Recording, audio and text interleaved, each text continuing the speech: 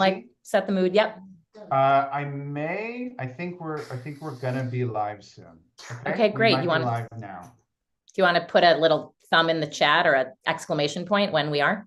That sounds good. Okay.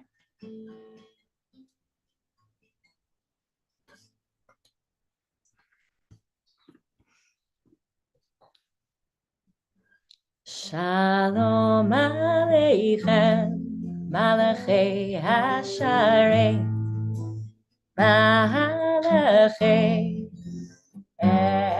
Elyon, Melech, Malachei HaMelachim, HaKadosh Baruch Hu,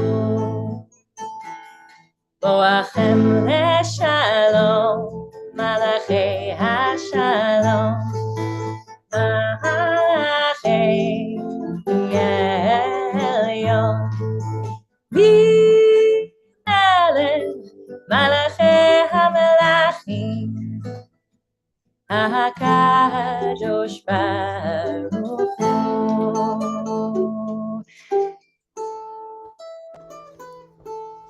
Baruchuni Leshalom, Malachei HaShalom, Malachei Elyon, Melech, Malachei HaMelachim, HaKadosh Baruch Hu. That sounds so nice. Tzidchem Leshalom, Malachei HaShalom, Malachei Elyon, Melech, Malachei HaMelachim, HaKadosh Baruch Hu. Yididai, hi, hi, hi, yididai, hi, hi, hi, hi, hi, hi, hi, hi, hi, hi,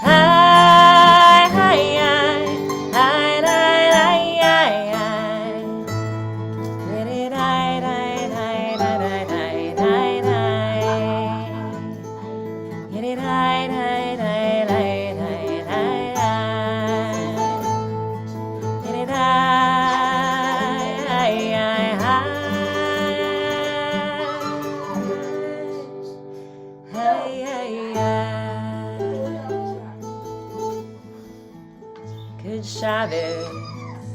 Shabbat Shalom. Thank you, Henry. That was so pretty. It's the Phantom Mando player. Shabbat Shalom.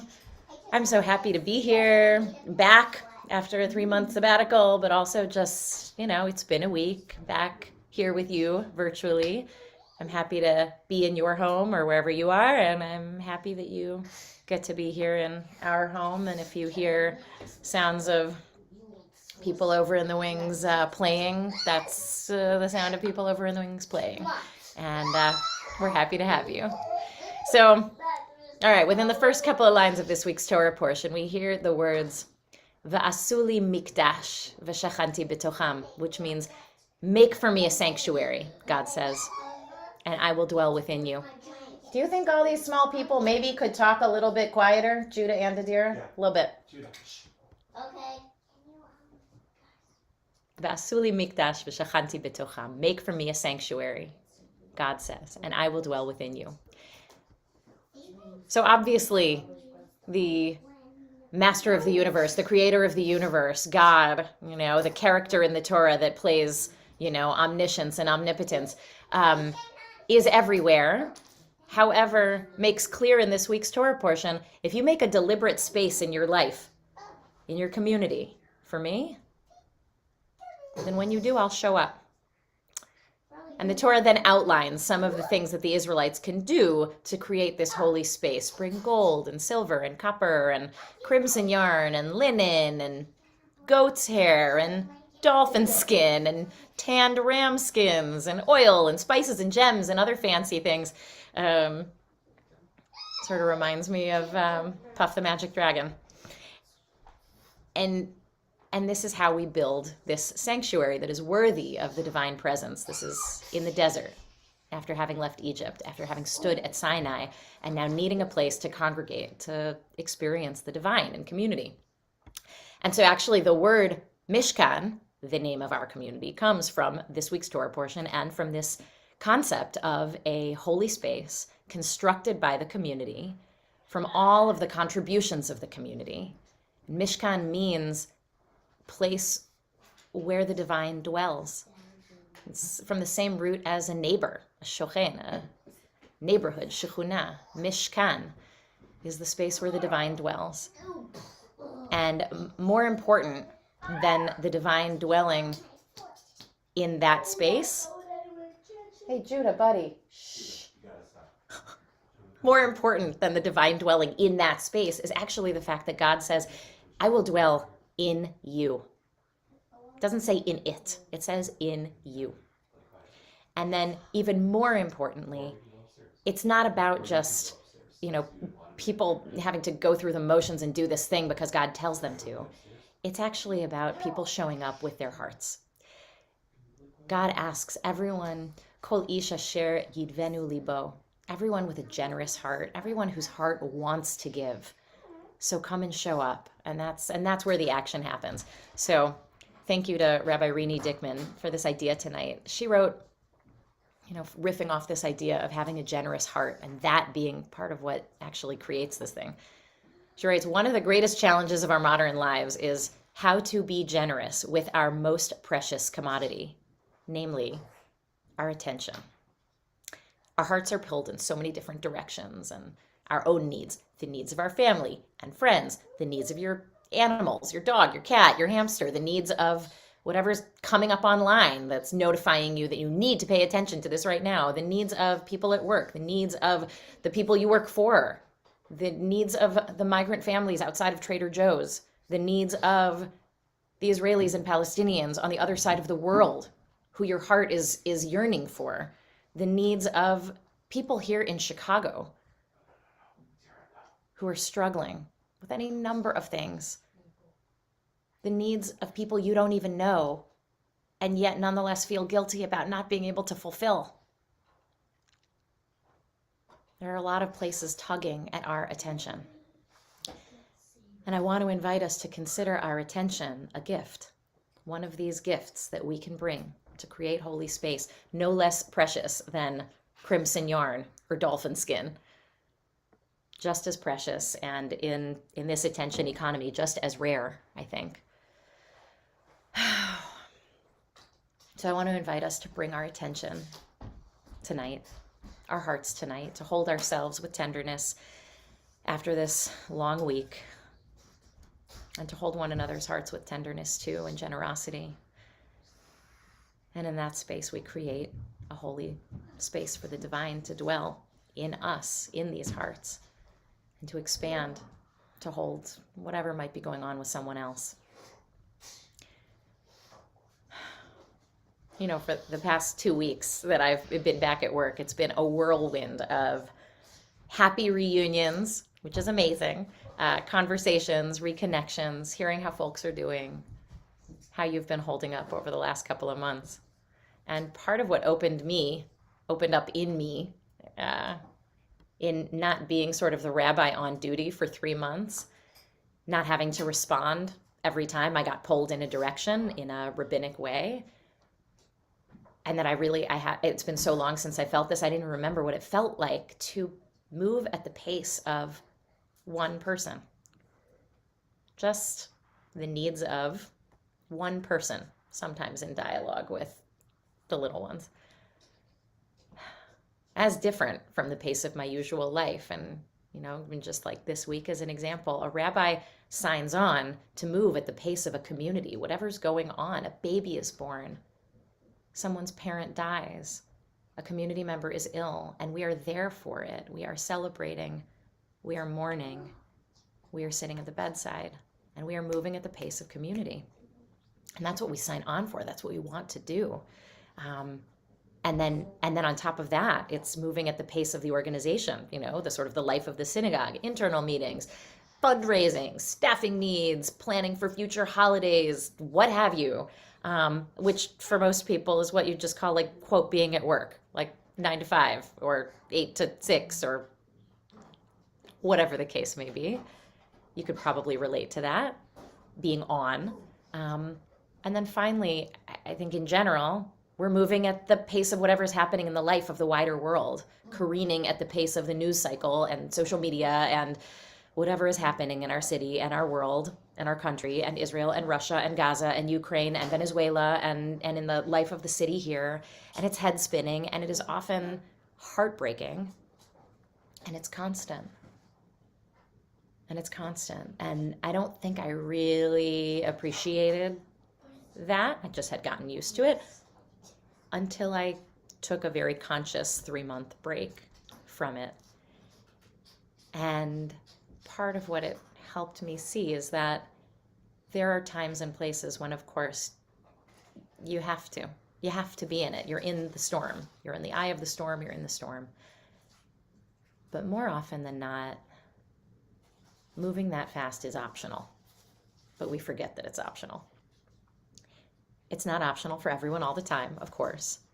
But most of the time, I think quite often, much of the time, we can actually choose how to engage with this fever pitch, constant 5-alarm fire atmosphere that we are surrounded by.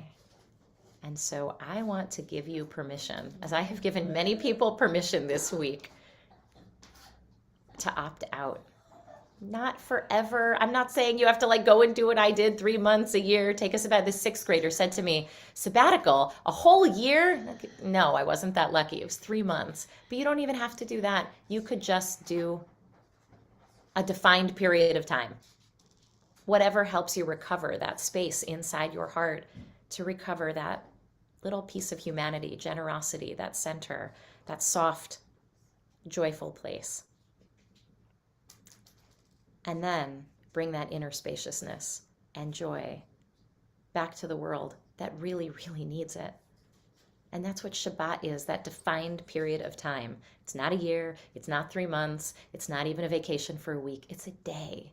But it's a day to remember that you don't have to move at the pace of the world in which we live every day, all the time, 7 days a week, 24 hours a day. You don't have to. And Shabbat is a gift for your attention and your heart, to put down whatever it is that is making your heart race. So I want to invite you now to put down whatever it is that is making your heart race and take a few breaths with me. I'm gonna close my eyes. You can, if you want, to close your eyes, sit up a little straighter, let your shoulders relax down your back. Feel your spine, vertebrae on top of vertebrae, sitting on top of your hips. Feel the surface of whatever you're sitting on and feel yourself melt into it just a little bit, relaxing. And just take a few easy breaths here.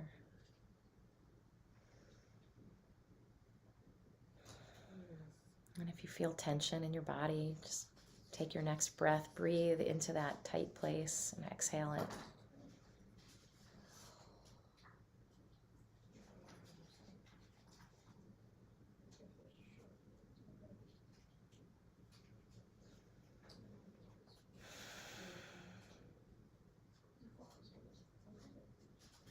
I want to ask you, what are you going to put down now, here, in order to make space for your Mishkan, for the holy space to dwell inside of you?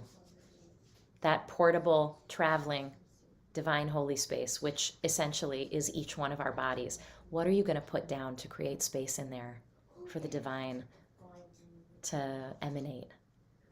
And you can put it in the chat if you want. I am genuinely curious. What are you going to put down?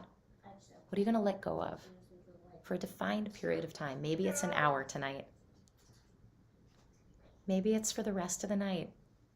You'll pick it back up in the morning. Maybe, could you give yourself like a whole 25 hours without whatever it is? You'll come back to it. But actually, that would give you some space and some quiet. Not in order to have negative space, like, oh no, what am I going to do if I don't have that thing? But maybe that actually opens up space for you to pick up a book or listen to a book or go for a walk or call up a friend or call a parent. What are you going to put into that space to reclaim it so that it feels holy and it feels radiant with the divine? So these are our questions as we go into Parshat Truma tonight. Trying to reclaim a little bit of that joy, that oneg on Shabbat. And so now I would love to light some candles, because that's one of the things we do to create some of that holy space. Oh, Adira, you ready, my little assistant? It's time for candles? Yes, it is. Come hither. I want to do front because I'm little. All right, great. I do front because I'm little. All right. Here we go. Try not to burn a pussy well. Okay, ready? Here you go. That's a lot of Go ahead, honey. Oh, get the wick. Yeah. Get the wick. You got it. The Good. string. She the got string. it. There She you got go. it. Okay, and over here. Give Good. that to me. Thank you. wow. It's safer if a grown-up does it. Shall we gather in the light? No. No, I close it. Baruch atah Adonai Eloheinu melech haolam asher kitshanu b'mitzvotav v'tzivanu lehadlik ner shel Shabbat. Sending love to all of our family and friends near and far. And we're going to give you a little parent's blessing. Here, come close. Come a little closer. Here. Yisimech Elohim, Kasara, Rivka, Rachel, V'Leah. Yisimcha Elohim, K'Ephraim, V'Chim Menashe. Yivarechecha Adonai v'yishmerecha. Ya'er Adonai panav elecha v'yichuneka. Yisa Adonai panav elecha v'yasem lecha shalom. Wow. May God bless you and guard you and keep you safe and healthy. May God shine a path for you, and may you shine your light bright in the world. May you be a peacemaker, and may peace follow you wherever you go. Mwah. All right. Bye. Love you. Thank you for your I help. haven't finished my game. Love you. Good night, Say Mom. goodnight, Mishkan. Good night, I Chicago. haven't finished my game. It'll be here in the morning. You can come down in the morning.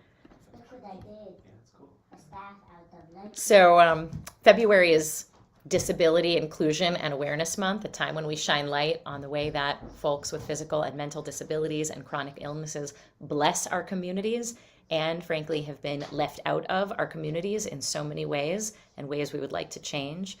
At Mishkan, we're constantly thinking about how we can do better by these members of our community and make Mishkan a more inclusive place, including for people of all ages with disabilities.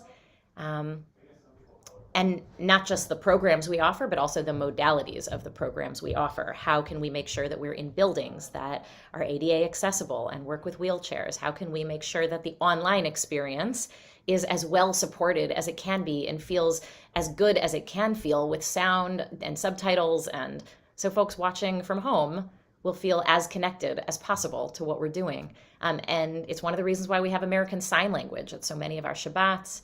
It's actually the reason why we're still doing this virtual only service. As you may remember, right during COVID, what we're doing here, this was how we all connected.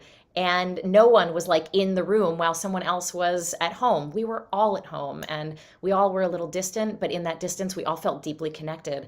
And so even when we knew we were going back to in-person services, which of course we're going to live stream and support as well as we can support for everybody who's watching from home, nonetheless, we were conscious that at least once a month, we wanted to have one service that looked and felt the same for everyone. And so here we are in our once a month virtual only service.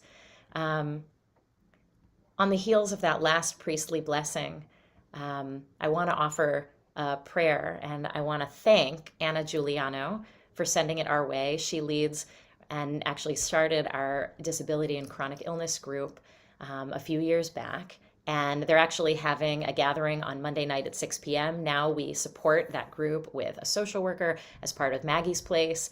And I hear they're doing an online virtual Purim party. Look out for all of that if that sounds of interest to you. And now, in the spirit of that priestly blessing I just did for Judah and Adira, I want to offer this blessing for the disabled and chronically ill during Jewish Disability Awareness and Inclusion Month. I'm going to hold out my hands. Yivarechecha Adonai v'yishmerecha.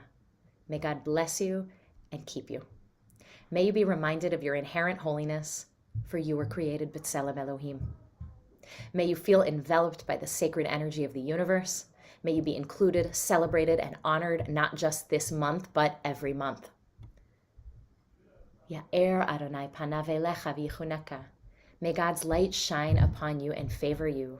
May Or HaChaim, the light of life, course through you, filling you from within. May Shekhinah, the indwelling presence, accompany you on your journey.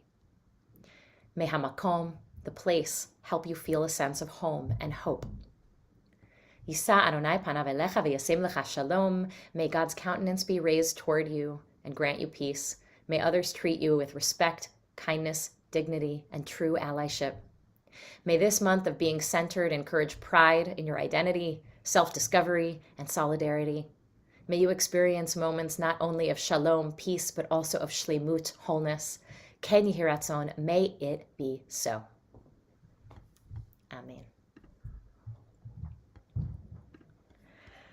All right, so we're doing a lot. We're doing a lot tonight in this online service here. And all right, before, as a sort of transition and palate cleanser, I want to do the Psalm for Shabbat. And people have been asking me, what is this loop pedal I keep talking about? Well, I got news for you. I'm no expert, but I was practicing a little before we logged on tonight. So I thought we'd try it for this psalm.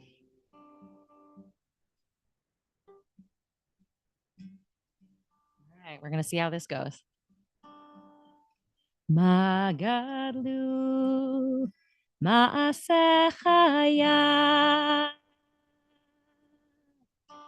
me'od amku machshevotecha Magadlu ma'asechaya Me'odamku machshevotecha. Guess what? It ran out of battery. That's the saddest thing that's ever happened. Ever. So we won't use the loop pedal. It'll just be like this. Magalu ma'asechaya Me'odamku machshevotecha. Gotta charge it. Magadlu. Next time. Ma'asecha ya. Me'odam ku machshevotecha.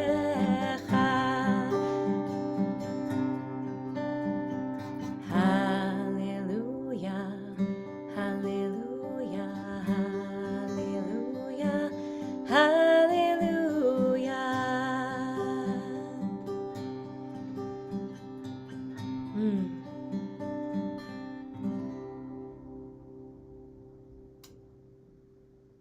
Okay.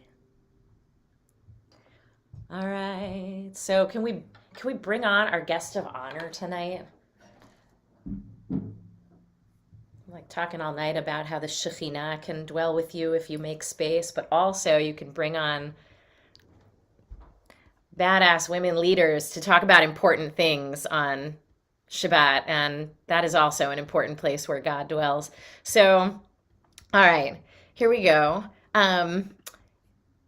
February is a month with a lot going on, actually, and it's always the month in which we do Repro Shabbat, because of how the Jewish calendar works. And if you heard the sermon last Shabbat, you heard me talk about why last week was sort of the official week of Repro Shabbat, because there's actually a little Torah a reference, sort of an Easter egg hidden in the Torah, giving us the basis upon which Jewish communities have, for a very long time, been pro-reproductive rights. This week is the week we could get Sarah Garza-Reznick, who is the president and CEO of Personal Pack, to come speak with us online. And for you now, and for everybody listening on the podcast later, Sarah is the president and CEO of Personal Pack. And prior to this role, she was the chief deputy assessor for the Cook County Assessor, Fritz Kagi, and the chief of staff to Cook County Clerk David Orr. I'm pretty sure it was his office that made my wedding certificate possible. And a Cook County public defender. Sarah graduated from Cardozo Law School, where she worked at the Innocence Project.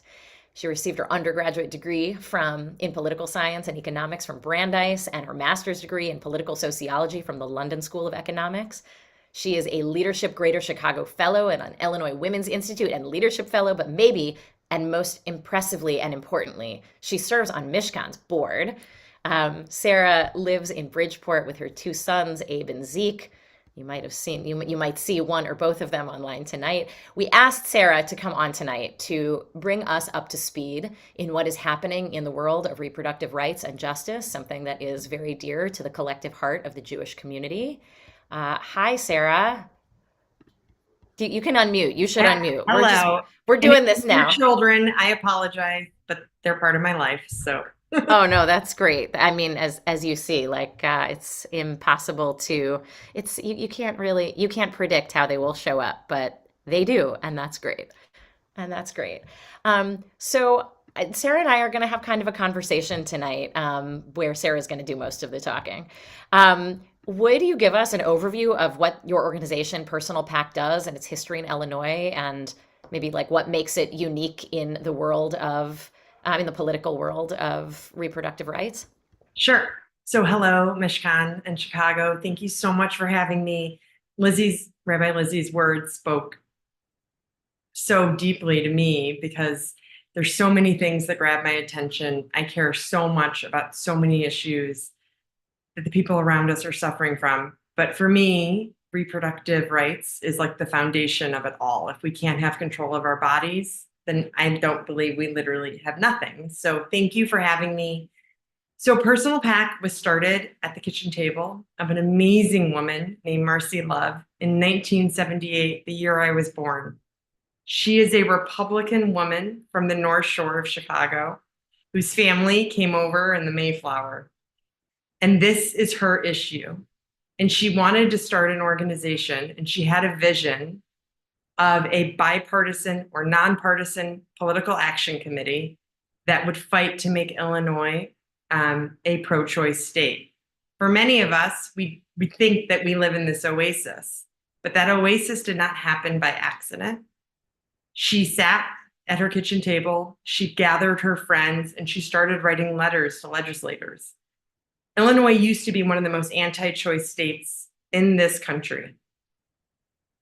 And she plotted, she's still alive, she's 86 years old, she plots with me every single week still, to turn Illinois into one of the most pro-choice states. And it is because of her lofty vision that we are here with the privileges that we have today. So what do? I spend most of my time raising a lot of money. And I use that money to ensure that pro-choice elected officials are elected at every single level of a ballot. So at the beginning, it was really about turning legislators over and then getting those legislators to pledge. We send out many questionnaires every single election cycle so that they pledge to vote with us and they will always stand with us.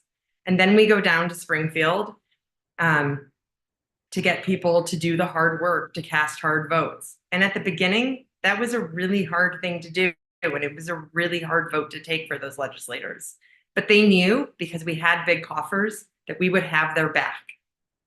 And that is how we turned Illinois from one of the most anti-choice states in the country to one of the most, we are a reproductive oasis.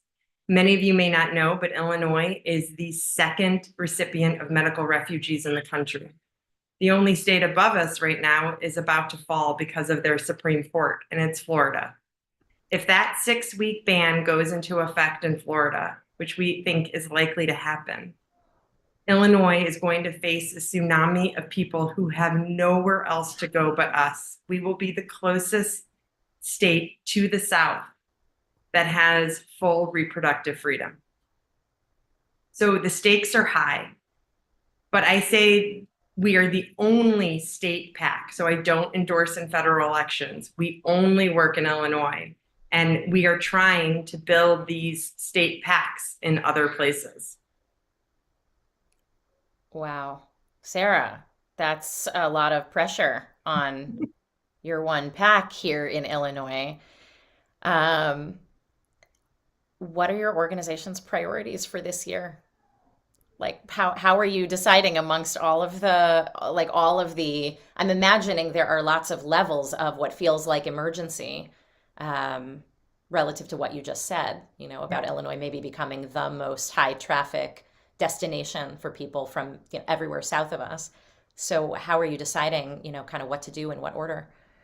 Yeah, so I really take my lead from the amazing abortion providers all over our state. There are Planned Parenthoods and there are independent clinics who do the hard work every day of providing compassionate, full reproductive health care to increasingly an alarming rate of people being forced to flee their state to get essential health care. So I listen to them. I have my ear to the ground. I talk to them every day. I'm kind of like the bat phone for them, right? Like they have a problem and then they call me and they're like, what do I do?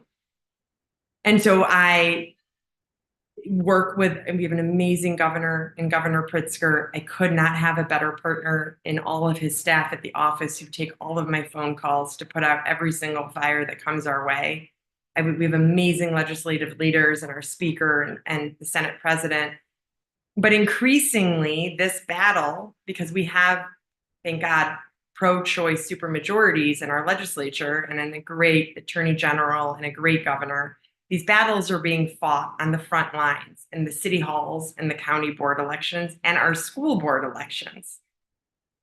And so my goals for 2024 are to ensure that we keep our pro-choice majority in the state legislature. There's no constitutional officer at the statewide level up for election this year, but our county board races really matter. So please do research into your state's attorney's races. If Donald Trump becomes our president again, who our Cook County state's attorneys are, or Lake County state's attorneys, any state's attorney matters greatly, because I believe that abortion is healthcare and healthcare should never be criminalized.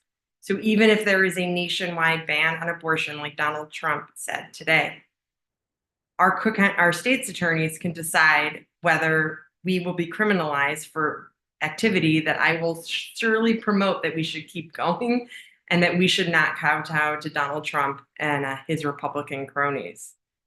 And then what I really am so excited by and why I really wanted this job is because I know that the majority of Americans are with us and the majority of Illinoisans are with us. They believe that abortion should be left up to a woman and her doctor, or a pregnant person and their doctor. But we need to activate that pro-choice majority in every single corner of our state. We can no longer say we can just win up here in the collar counties and Chicago. There are pro-choice voters that need our support everywhere. And I can give a quick example. In Danville, Illinois, which is on the border of Indiana, about an hour outside Champaign, there are 2 abortion providers, 2 Black women who wanted to open an abortion clinic in Danville, Illinois. And a man named Mark Lee Dixon, who hails from Texas, and he's a real dirtbag. He thinks that abortion should be punishable to death. He came to Illinois and he's traveling the state in rural communities and trying to pass the sanctuary of the unborn. And what they're trying to do is that they're trying to outlaw abortion in cities. Now, in Illinois, that violates our Constitution, that violates our state statutes. But he successfully tricked the people of Danville into passing this. And so we created a personal PAC chapter. We activated the local we gave the activists who wanted to do the right thing, who wanted to stand up to their mayor and say no. And we gave them the tools. We just amplified their voices. And they are standing up to their mayor. And these women are going to open this clinic on the Indiana border that is so desperately needed. So I'm trying to get everyone. This isn't a big city issue. This isn't a blue state issue. This is an everybody issue. How do you make this an everybody issue? First of all, when there are so many issues tugging at everybody's heartstrings and attention, just for the average voter who has a lot of concerns and is thinking about a lot of things, how do you make this like the kitchen table issue? Well, I think the examples are here in the room with me. What? Say more. Say more. That's a great thing, guys. Raising children is incredibly expensive. From a personal perspective and from a financial perspective. And children deserve parents and mothers that absolutely want them to be here. I had the privilege of making the choice when I was 22 years old, when and if I wanted to become a mother. And I had an abortion because I was not ready to be a mom. Not emotionally, not financially. It was not possible. Abe, you had to step on Super Bowl.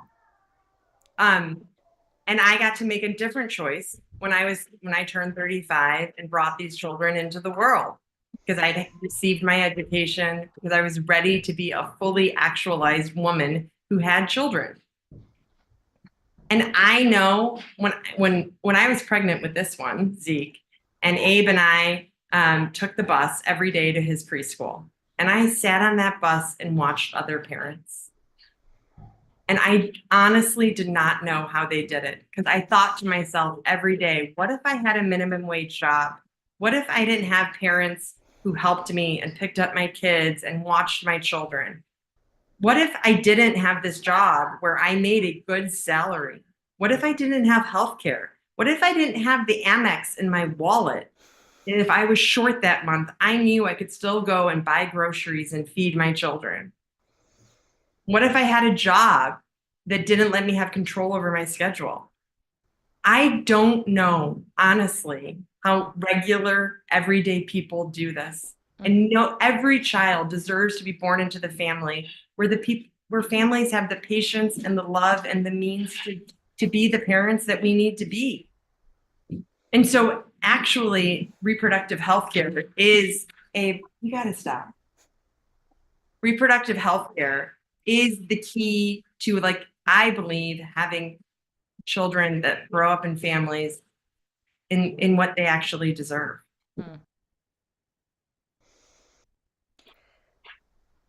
Is this work connected to your Jewish values? And if so, how is this work connected to your Jewish values? Yeah. So, I was raised in a family, and our kind of tagline was, the Jewish people have been treated poorly throughout history, many, many, many times over. And we have an obligation to now go make the world a better place. And so I feel so privileged to be be part of a religion and a proud member of a religion that says that abortion is legal, and that the woman's health, our mental health, our ability to show up as actualized, fully human beings matter. And I am so proud to be a Jew. I always tell people, I always dissuade reporters when I talk to them, please don't make this about a religious issue. It is not a religious issue. There are religions that have deep convictions that believe that a woman or a pregnant person has a right to choose what they do with their own bodies. When you talk to reporters, don't make this a religious issue, like assuming religious people are anti-choice. Religious Correct. people, because they're religious, believe that life begins at conception and abortion is murder. No, actually, it's Jews and maybe other traditions too. I don't know, but certainly the Jewish tradition is well, that's not us. Yeah. And I think even like in Florida and in other places, Jewish groups brought amicus briefs, right, to say in the face of legislation that was restricting abortion, this actually prevents us from observing our religion, like in the Yeah, event, right? absolutely. And I hope more people bring those actions because we need to not let this be about religious freedom. They are actually, in those states with those bans, are actually denying us our ability to exercise our religion. That's right, our religious freedom. Yeah. Um, is there, I mean, you've been in this job now, what, 2 years, 3 years? A little over a year, but What? it Oh my does God, feel Sarah, like I feel longer. like it's been well, okay, congratulations. It's been over just over a year. I'm curious, is there anything that has You can go surprised to you? the other room, and my phone is in the other room. There you go. So Digital sorry. It's babysitter. reality. Digital babysitter. Is there what has surprised you, since you got into this work? I imagine it's very, very different from working for the state, whether as an attorney or, as an assessor or in the office of the Cook County clerk. Can I ask? I mean, this wasn't like one of our planned questions, but what has really surprised you in this I think work? what's really surprised me is, and it might be my personality, and sorry for the bouncing child doing the dab and back, but um, is how people have trusted me with their stories. Mm, Most human beings on this planet have an abortion story, whether mm, it's a friend or a mom or a sister or themselves. And so many people in very intimate, lunches and coffees look at me and say, "Can I tell you something?" mm. Like, of course you can. And I'm really open about my own abortion story. Yeah. And I hold those stories so deeply. And then I say, do you ever share this with other people? And people's response is often, no, I feel like I'm not supposed to. Right. And I said, well, but that's the thing, is that our stories have power. Our stories make us realize that we're all connected. And I do believe that the anti-choice movement, one of the reasons they've been so successful is that they have, for decades now, made us feel ashamed when we have nothing to be ashamed about.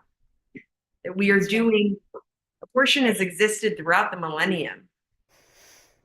And that's the truth.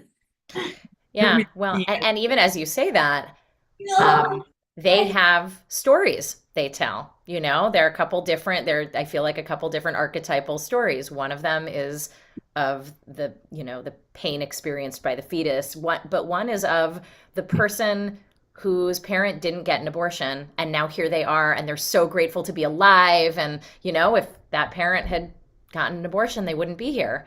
And it's like, how can you argue with that? But, to your point earlier, somehow that person got raised in a way that they were convinced that actually they were wanted, which, like, thank God, but you can't always guarantee that, and you shouldn't have to. No, and this isn't about that, right? Like, of course I want a person that's not a clump of cells that looks like a cotton ball to exist.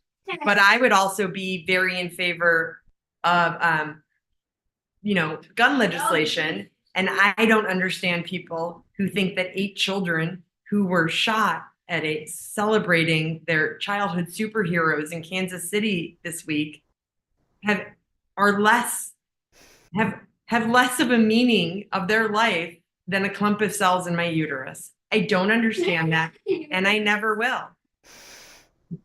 And I think that this child bouncing on a chair matters way more than something that looks like a cotton ball. Which is what, saw the cotton balls. yeah. Yeah, what I said last week at services is Jewish tradition considers a fetus to be part of the mother's body until birth. And at the second the head crowns, I believe it's like, and now it's a person, and now you give them all the full benefits of personhood. but before then, it's a part of the mother's body, a really important part, but mom, pregnant person gets to decide. Um, so is there anything we haven't covered that you want people to hear that you haven't said, you want to make sure people hear tonight? Yeah. So the news today had me really, really upset. Why? Because, Abe, I need you to go in the other room for 5 more minutes. I know you're having fun. Sorry, everyone. But it was leaked today that Donald Trump has been talking behind closed doors about a compromise, a 16-week ban on abortion if he becomes president. And to a lot of people, that seems reasonable. But I want to tell you why it's not. Every single pregnancy and every single human being who gets pregnant is an individualized case. And government has no business doing it. And every week I meet people, and I want us to all put ourselves in that position for those of us who've ever had children. It's that 20-week ultrasound when you go into the doctor's office and someone puts jelly on your belly and and they're waving something around that they're checking whether all the bits and pieces are there. And that's a very personal, as someone who's done it twice, it's a scary moment. And you are hoping that the person tells you that everything is okay. But for some people, it's not okay. And they get the worst news that they could possibly ever hear. And then they have to make a very hard choice. And I have looked at those people in the eyes. I talk to them, I text them. For them, this is deeply personal. And the government can have no part in whatever decision they make. And so it is not a compromise. There is no compromise. Abortion must be legal whenever someone needs it, because we do not get to dictate when it is medically necessary or when people need help. And so if that happens, people will die. And that is the reality of what we are facing. And so please don't fall for it. Please speak up when other people think it's a compromise. Use your voices. Because what I will tell you is that this is the issue that the majority of Americans agree on. And what this country needs more than anything right now is an issue that people can agree on, where we can build bridges, where we can hear each other, where we can share each other's stories, because that will actually unleash the ability to solve other seemingly intractable problems. So please speak up. This election matters greatly, and we cannot get distracted by the other horrific things going on in this world. I promise you, if you tell your abortion story and you talk openly about this, we will win this election. Please, God. Thank you, Sarah, so much for taking time out of your Shabbat night. Thank you, Abe and Zeke, for sharing your mom with us. Thank you, Sarah, for your work and dedication to fight the good fight on behalf of women and people with a uterus anywhere. And for all the people who love us and want to see us have safe, accessible healthcare. Thank you. Thank you. Thank you for everyone listening. Bye-bye. Sorry for all the Bye. Goodbye. Bye, Zeke.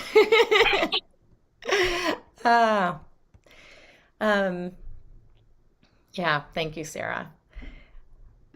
All right, so to transition us out, last Friday night we sang Achenu, which means our brothers, our siblings, which is a way of addressing all of our people who are in dire straits, who are suffering, who need attention, love, care, release, respite. And so tonight I want to sing Achotenu, our sisters, also our siblings. Same idea, but thinking specifically tonight about anybody who can't get the medical care they need, can't get the reproductive care they need. May they find their way to Illinois, and may Sarah and everyone who is working to keep Illinois a place where it remains safe to do that be successful, and may the work of their hands be find success.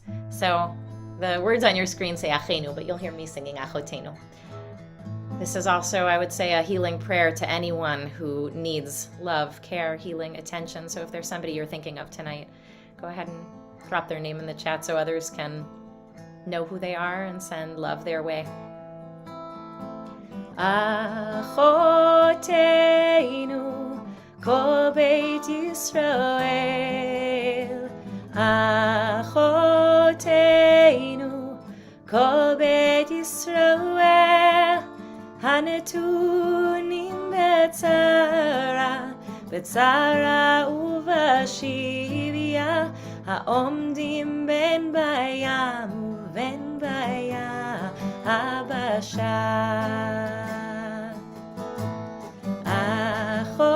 Achotenu kol Beit Yisrael, Achotenu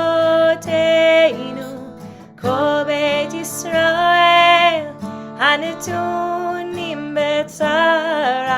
betzara uvashivia, Haomdim ben bayam uven bayabasha. Hamakom yirachem alehem vayotzieh mitzara lirvacha umeafela leora mishiabud legeula hashta bagala ubizman karim. Hamakom yirachem alehem vayotzieh mitzara lirvacha umeafela leora mishiabud legeula hashta bagala ubizman karim. For all of our sisters and brothers and siblings, the whole house of Israel, who are given over to trouble and captivity, whether they abide on the sea or on dry land, may the Holy One have mercy on them and bring them forth from trouble to expansiveness, from darkness to light, from subjugation to redemption, speedily and in our day. And we say Amen. I don't know, Sarah, if you're still with us, but the question emanating from the chat is, what can we do to help besides donate? But I think she gave her answer. I don't think Sarah is still with us, but I think Sarah gave her answer, one of which is, if you have a story, don't be afraid to tell it. Because the more this becomes a fact of life, not something shameful that people are made to feel was a mistake, but like a healthcare choice, just like me going to the doctor for my back, the more likely it is that we destigmatize this needed healthcare, and the more likely it is that people who don't understand why it is that you might think what you think, what's the story underneath that policy belief. This was something we talked a lot about last week at Resetting the Table. Was, it's one thing to have policy level discussions, but if you keep it at the level of policy, very often you just are people talking past one another.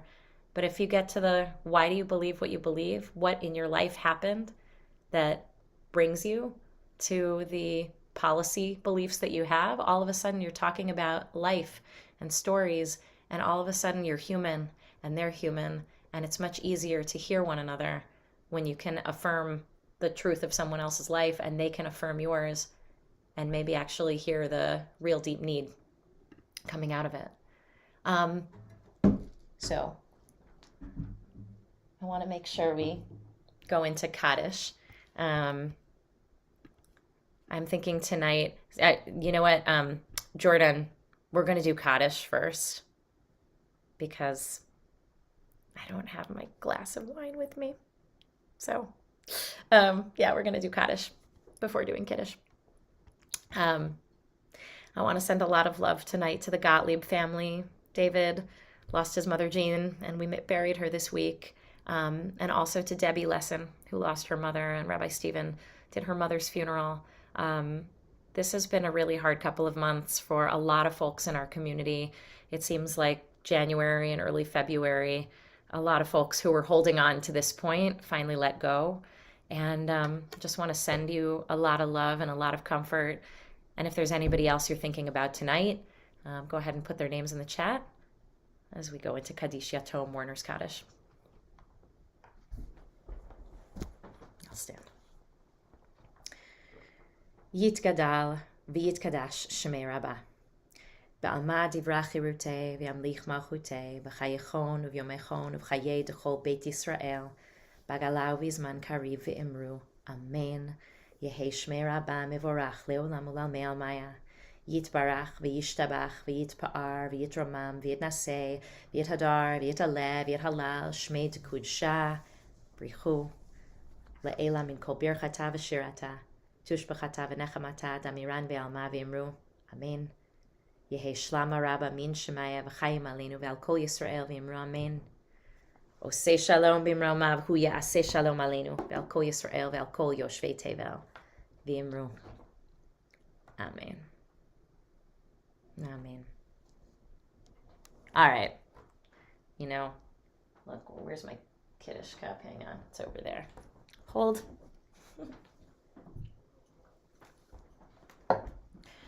One of the things I did on my sabbatical was make art, like really kind of primitive art that you could make as a kid with watercolors and pieces of tissue paper. But because you'll probably be seeing this on my, on my hutch over here on future services, what you're seeing is the space inside of myself. I wanted to make sure I left open and available and spacious so that influences from the outside world could come in and be part of it, and yet not crowd the space so much that there's no space left for joy, dancing, surprise. So what you're seeing is the world and then the space inside of it to process and to find joy, that I want to make sure even as I'm coming back from this time away, I keep that open space there. I highly recommend art as a way to process whatever is going through your body and mind.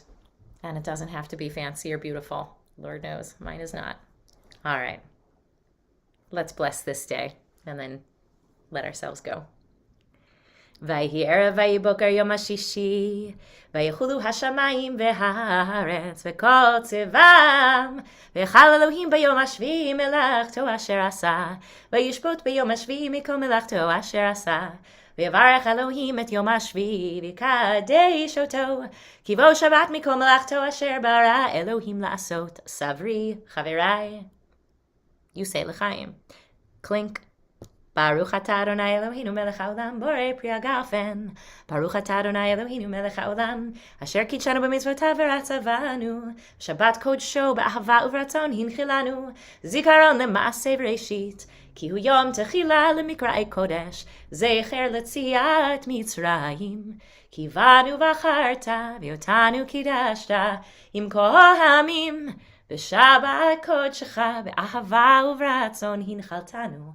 Baruch atah Adonai mekadesh haShabbat.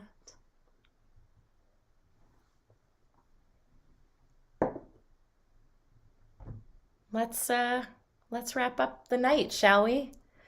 So thank you for sticking it out. Thanks for being here tonight. And if you're listening after the fact, whatever it is you're doing, wherever you are, whatever day it is, whatever time zone you're in, I hope you're able to create a little bit of that mishkan inside of yourself, a little bit of that spaciousness and light, and a space for the divine to dwell, so that you can be a little more joyful, a little softer, a little gentler, a little more tender, a little more open and receptive, curious and empathetic and generous with your attention and your love this Shabbos and always. Oh, say shalom bimromav. Hu yaseh shalom aleinu ve'al kol Yisrael ve'al kol yoshvei tevel ve'imru Amen.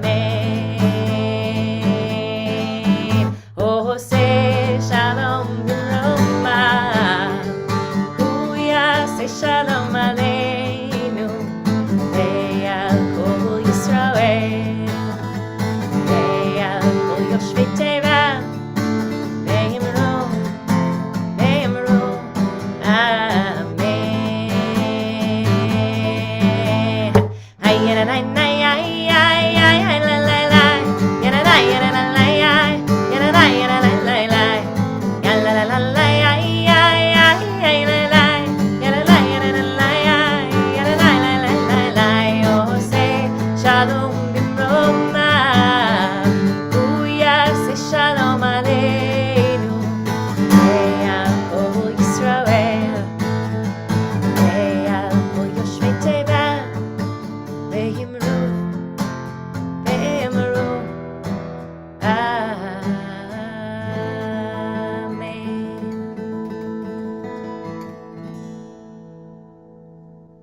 Shabbat Shalom, everybody. See you tomorrow at Mishkan HQ or online. Oh my gosh, there's so much going on in the community. I hope you saw our last email. It was called Our Purim Plans. I can't recite it all now, but I'm telling you, go read it. Come to all the stuff. Can't wait to keep seeing you over the coming weeks and months to come.